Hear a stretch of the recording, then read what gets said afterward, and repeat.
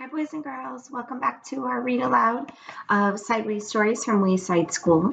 So yesterday we read about Calvin. Remember, he had to go deliver the note to Ms. Zarvis on the 19th story, and there was no note, no Ms. Zarvis, no 19th story. So today we're going to read about Myron. Here's a picture of Myron. Let's find out about Myron. Myron had big ears. He was elected class president. The children in Mrs. Jewell's class expected him to be a good president. Other presidents were good speakers. Myron was even better. He was a good listener. But he had a problem. He didn't know what a class president was supposed to do. So he asked, "What am I supposed to do?"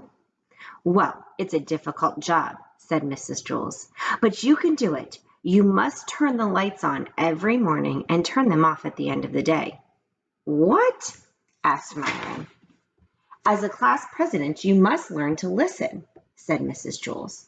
"I'll repeat myself only one more time. You must turn the lights on every morning." "I heard you the first time," said Myron. "It just doesn't sound like much of a job." "It certainly is," said Mrs. Jewell. "Without light, I can't teach, and the children can't learn. Only you can give us that light. I think it is a very important job." "I guess so," said Myron. He wasn't convinced. "Here, let me show you how the light switch works," said Mrs. Jewell.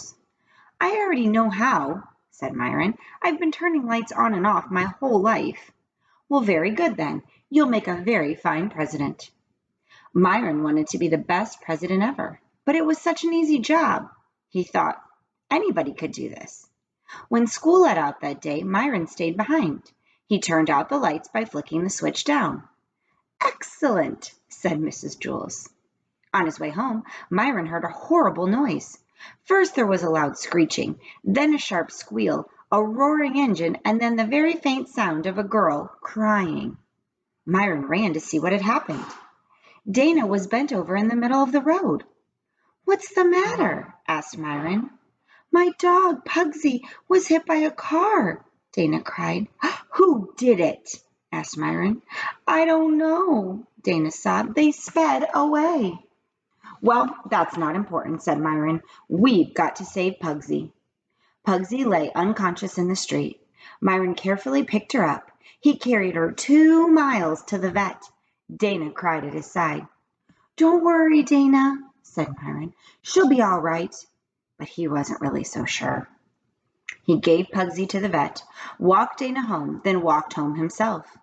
Dana was so upset that she forgot to thank him. Myron didn't mind. He thought that was what being a class president was about. The next morning, before he went to school, Myron went to Dana's house. Pugsy was there, and she seemed all right. Dana petted her. Pugsy licked her face. "See, Myron, she's all right," said Dana. "The vet said that you brought her in just the right time." "Hi, Pugsy," said Myron, and he petted her. Pugsy bit his hand. "I guess she doesn't know you," said Dana. "She was unconscious yesterday when you saved her life." Dana's mother put some medicine and a Band-Aid on Myron's hand. Then she drove the children to school. They were late. They ran up the stairs to Mrs. Jewell's class. The room was completely dark. "Well, it's about time you got here, Myron," said Mrs. Jewell. "We have no lights." "Why didn't somebody else just turn them on?" asked Myron. "Because you're class president," said Mrs. Jewell. "Show Stephen how to work the lights. From now on, he will be class president." Myron showed Stephen how to turn on the lights. He flipped the switch up.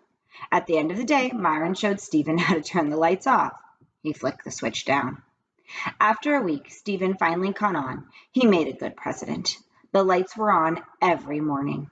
Myron, who was president for one day only, was the best president in the history of Wayside School. It was just that nobody knew it. That's Myron. All right, the next chapter will be Mauricia, and we will find out more about Mauricia later.